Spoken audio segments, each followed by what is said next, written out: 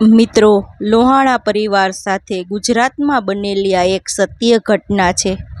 થોડો સમય કાઢીને દરેક હિન્દુ ભાઈઓ તથા બહેનો અંત સુધી જરૂરથી સાંભળજો. કચ્છના રાપર શહેરનો લોહાણા પરિવાર, 4 ભાઈઓનું સુખી કુટુંબ, ચારે જુવાન વયના, પરણેલા પણ ખરા. એમાંના એક વિનોદ ઠક્કર દુકાન વધાવીને સાંજે 8:30 વાગે ઘરે આવ્યા. એ દિવસે શનિવાર હતો. પરિવારમાં વર્ષોથી એક નિયમ ચાલતો આવતો. દર શનિવારે રાપરથી 3 કિમી દૂર આવેલા હનુમાનજીના મંદિરે દર્શન કરવા જવું. 10 મિત્રો 5 બાઇક લઈને નીકળી પડે. દરેક બાઇક પર 2 જણ. આ શનિવારે પણ એવું જ નક્કી થયું હતું. ઘરે આવીને સ્નાનાદિ કરીને ભોજન કરવામાં લગભગ 11 વાગી ગયા. 11:30 5 બાઇકના એન્જિન ધમધમી ઉઠ્યા. હું ક્યાં બેસું? વિનોદભાઈએ પૂછ્યું. તું ભીખાભાઈની બાઇક પર બેસી જા, અશોકભાઈએ સૂચન કર્યું. બધા જ એકબીજાના કાયમી સંગાથીઓ હતા, ગાઢ સ્નેહી મિત્રો હતા. કોણ કઈ બાઇક ઉપર કોની પાછળ બેસે છે એ માત્ર વ્યવસ્થાનો પ્રશ્ન હતો. વિનોદભાઈ બેસી ગયા. સવારી ઉપડી 12 વાગવા આવ્યા હતા. ઘનઘોર અંધારું હતું. હાઈવે ઉપર વાહનોની અવરજવર ભારે હતી. 10 હનુમાન ભક્તો મસ્ત બનીને જઈ રહ્યા હતા. સૌથી છેલ્લે ભીખાભાઈને વિનોદવાળી બાઇક હતી. પાછળથી એક ખટારો યમનો દૂત બની ઘસી આવ્યો. બાઇક ફૂટબોલની જેમ ઉછાળીને ચાલ્યો ગયો. મોટો ધમાકો ને ચીસાચીસ સાંભળી આગળની ચારેય બાઇક થંભી ગઈ. 8 મિત્રો દોડી આવ્યા. જોયું તો ભીખાભાઈ બચી ગયા હતા, પણ વિનોદ રસ્તાની બાજુ પરના ખાડામાં બેભાન હાલતમાં પડેલા હતા. હનુમાનજીના દર્શન બાજુ પર રહી ગયા. તાબડતોબ ત્યાંથી પસાર થતા એક ઓળખીતાની કારમાં નાખીને વિનોદભાઈને પાછા રાપર લઈ જવામાં આવ્યા. રાપરના એક જનરલ પ્રેક્ટિશનરે પેશન્ટને જોતા વેત કહી દીધું, દર્દીની જિંદગી જોખમમાં છે, ભાગ્યે જ બચશે એમ લાગે છે. ખોપરીની અંદર મગજમાં મલ્ટિપલ હેમરેજ થયા હોય એવું લાગે છે. તમે જેમ બને તેમ જલ્દી આને ઉઠાવો. ક્યાં લઈ જઈએ સાહેબ? દર્દીના ભાઈ અશોકભાઈએ પૂછ્યું. ભચાઉ કે ભુજ? લઈ જવાનો જુગાર ન રમશો. ત્યાં હોસ્પિટલો તો ખૂબ સારી છે, પણ આજે શનિવાર હોવાથી કદાચ સ્પેશિયાલિસ્ટ ડૉક્ટર હાજર ન હોય એવું પણ બને. મારું માનું તો વિનોદભાઈને તાબડતોબ રાજકોટ ભેગા કરો. સાહેબ, તમે કહો તો અમે આને અમદાવાદ નહીં પહોંચી શકો. રસ્તામાં જ એ ડૉક્ટરે સ્પષ્ટપણે કહી દીધું. રાજકોટ સુધી પણ માંડ માંડ પહોંચાય તેમ છે. હવે ઝડપ કરો, ચર્ચામાં સમય ન બગાડો. દર્દીનો શ્વાસ તૂટતો જાય છે. વિનોદભાઈના કપાળ પર અને નાક પર ઘણી ઊંડી ઈજાઓ થઈ હતી. ત્યાંથી ધક ધક કરતું ખૂન વહી રહ્યું હતું. ડૉક્ટરે રૂ દબાવીને પાટો બાંધી આપ્યો. પછી દર્દીને ગાડીમાં રવાના કરી દીધા. વહેલું આવે રાજકોટ. હવે શરૂ થઈ વિજ્ઞાન અને વિશ્વાસ વચ્ચેની સ્પર્ધા. ઠક્કર પરિવાર પૂર્ણપણે શ્રદ્ધાળુ હતો.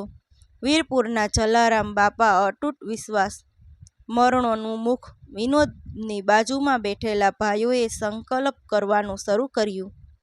જ્યાં સુધી વિનોદ આંખો નહીં ખોલે ત્યાં સુધી હું મોઢામાં પાણીનું ટીપુંય નહીં મેલું. એક ભાઈએ કહ્યું. બીજાએ જાહેર કર્યું, હું અન્નનો ત્યાગ કરું છું. ભાભી પણ સાથે હતા. એમણે કહી દીધું, જ્યાં સુધી એ સાજા નહીં થાય ત્યાં સુધી અનાજ પાણી બંનેને ત્યાગ કરું છું. જલાબાપાના દર્શન કરીને પછી જ મોઢામાં અનાજનો દાણો મૂકીશ. એક ભાઈએ કહ્યું, જે હનુમાન દાદાના દર્શન કરવા જતા હતા એ જ દાદાના દર્શન કર્યા પછી હું મારી બાધા છોડીશ. લગભગ 150 કિમીનું અંતર ફક્ત 2 કલાકમાં કાપીને ગાડી જ્યારે રાજકોટ પહોંચી ત્યારે ઘડિયાળમાં 2 વાગ્યા હતા. એક કોર્પોરેટ હોસ્પિટલમાં વિનોદભાઈને લઈ જવામાં આવ્યા. હોસ્પિટલમાં હલચલ મચી ગઈ. ન્યુરોસર્જન દોડી આવ્યા. તાબડતોબ જરૂરી જીવનરક્ષક સારવાર ચાલુ કરી દેવામાં આવી. સાહેબ, કેવું લાગે છે? અમારો ભાઈ બચી તો જશે ને? એ તો સીટી સ્કેન કરાવ્યા પછી જ કહી શકાય, ડોક્ટરે કહ્યું. તરત જ દર્દીને સીટી સ્કેન માટે લઈ જવામાં આવ્યા. રિપોર્ટ તૈયાર થઈ ગયો. એ જોઈને ડોક્ટરે માથું ધુણાવ્યું. પ્રોગ્નોસિસ અત્યંત ખરાબ છે. એટલે? પેશન્ટના બ્રેઇનમાં 3 જગ્યાએ મોટા હેમરેજીસ જોવા મળે છે. અંદરની રક્તવાહિનીઓ તૂટી ગઈ છે. એ હેમરેજના કારણે બ્રેઇનના લગતા વળગતા હિસ્સા પર દબાણ આવ્યું છે, જે ધીમે ધીમે વધતું જશે. ગમે તે ઘડીએ પેશન્ટને આંચકી આવી શકે છે. શ્વાસ બંધ થઈ શકે છે. એને આંચકી તો આવી ગઈ છે, સાહેબ. ક્યારેય રાપરથી ગાડીમાં નાખીને રાજકોટ લઈ આવતા હતા ત્યારે જ. ઓહ નો! ડોક્ટર ચિંતામાં પડી ગયા. અત્યારે તો એના ચહેરા ઉપર જે ઘા પડ્યા છે એને ટાંકા લઈને બંધ કરીએ છીએ. જો પેશન્ટની સ્થિતિમાં થોડો ઘણો સુધારો થાય તો પછી ખોપરીમાં કાણું પાડીને મગજની અંદર જમા થયેલું લોહી દૂર કરવાનો વિચાર કરીશું. ત્યાં સુધી કંઈ જ કહી શકાય નહીં. ડોક્ટરો વિજ્ઞાનના પૂજારીઓ ગણાય. એમણે પોતાની રીતે પૂજાવિધિ શરૂ કરી. કપાળ અને નાક ઉપર ટાંકા માર્યા. મેનિટોલનો બાટલો તેમજ આંચકી રોકવાના ઇન્જેક્શન શરૂ કર્યા. અન્ય સપોર્ટિવ ટ્રીટમેન્ટ પણ ચાલુ કરી દીધી. બીજી તરફ ઈશ્વર માટેની પ્રાર્થનાઓ, વિનંતીઓ અને મન્નતોનો દોર જારી હતો. 2 કલાક વીતી ગયા. ડોક્ટરની ટીમ ચિંતામાં હતી. એમની મૂંઝવણ એક તરફ વિનોદભાઈનો પ્રાણ બચાવવાની હતી તો બીજી તરફ એના સ્વજનોએ આ વાત સમજાવવાની હતી. તમે આમ તદ્દન અવ્યવહારુ બાધાઓ લેવાનું બંધ કરો.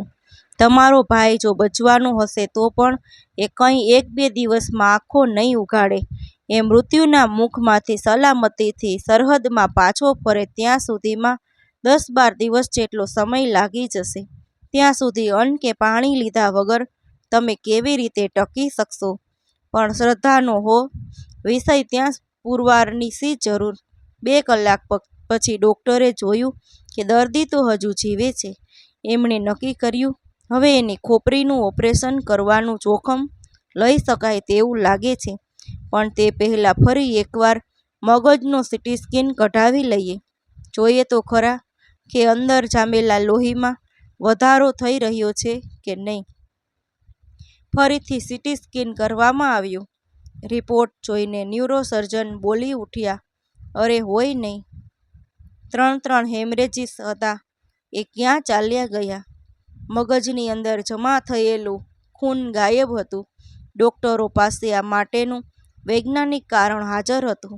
સાવ સીધી વાત છે. દર્દીના નાક અને કાનમાંથી લોહી વહેતું હતું. તે અંદરથી આવતું હોવું જોઈએ. એટલે જ મગજની અંદર દબાણ પેદા થયું નહીં. બધું બ્લડ બહાર નીકળી ગયું. એટલે હવે ઓપરેશનની જરૂર નથી. હવે 8-10 દિવસમાં દર્દીને સારું. 8-10 દિવસની વાત જ ક્યાં રહી. 24 કલાકમાં વિનોદભાઈએ આંખો ખોલી દીધી. 2 દિવસ પછી એમને આઈસીયુમાંથી રૂમમાં શિફ્ટ કરાવ્યા. 7મા દિવસે તો એ હણહણતા અશ્વની જેમ ઘરે જવા રવાના થઈ ગયા. એક શનિવાર તો ડોક્ટરે ના પાડી હતી એટલે ખાલી ગયો.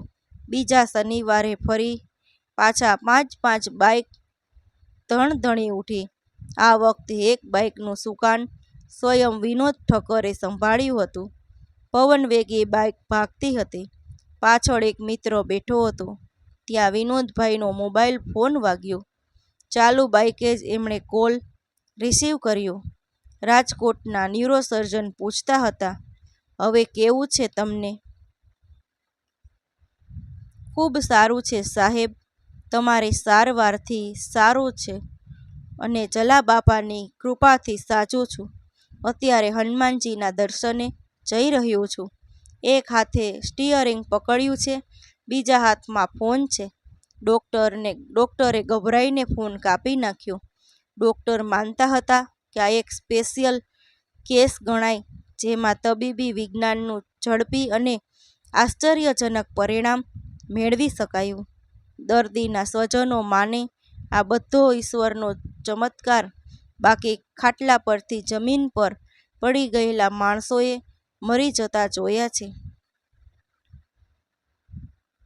મિત્રો, આ સત્ય ઘટના આપને પસંદ આવી હોય તો એકવાર કોમેન્ટમાં જય જલારામ લખવાનું ભૂલશો નહીં.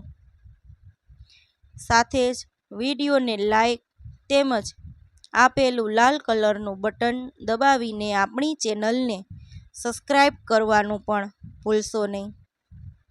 સબસ્ક્રાઈબ બટનની બાજુમાં બેલ આઇકોન છે, તેને ઓલ નોટિફિકેશન ઉપર પણ સેટ કરી દેવું, જેથી ચેનલ પર નવો વિડીયો અપલોડ થતાં તમને સમયસર નોટિફિકેશન દ્વારા માહિતી મળતી રહે. તો ફરી મળીશું મિત્રો કોઈ નવા વિડીયો સાથે. ખૂબ ખૂબ ધન્યવાદ. જય શ્રી કૃષ્ણ.